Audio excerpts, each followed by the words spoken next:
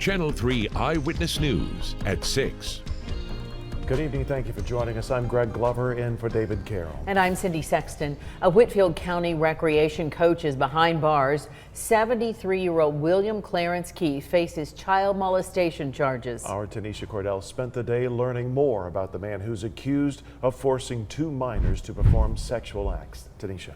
Well, Greg, on Facebook, the 73-year-old goes by Clarence Keith. There he refers to himself as a, quote, minister of gospel who studied at Mercer University. But at the Whitfield County Recreation Center, he's known to many as a basketball coach. I spoke to the director there who tells me their entire community feels like they have been deceived for decades.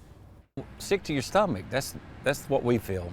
For Parks and Rec Director Brian Chastain, hearing the news about trusted volunteer coach Clarence Keith was personal. You know, you're talking about a guy that's been coaching for over 40 years off and on. The reason we felt safe with the guy is, I'm going to be honest with you, I played for this guy. I'm 52 years old. I played rec baseball for this man. I mean, the guy fooled us all, basically. According to police records, Keith occasionally took 2 siblings fishing, but the minors said sometimes Keith takes them to a bridge instead, where they would perform sexual acts on Keith.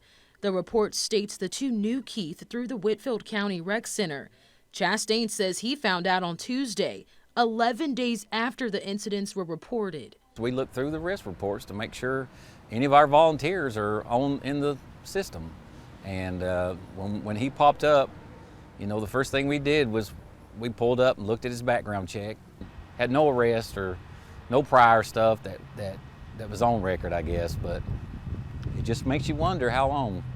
It really does. How long it had been going on. Right.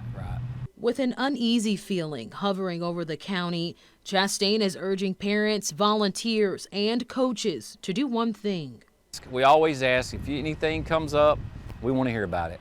If you have any situation that you feel like is not something that doesn't seem right, if somebody doesn't speak up about it, then you'd never know. Well, Keith is in custody at the Whitfield County Jail with no bond. He will face a judge tomorrow. I'm told he has been suspended from Parks and Rec and he will not be granted access on their properties. In the studio, Tanisha Cordell, Channel 3 Eyewitness News.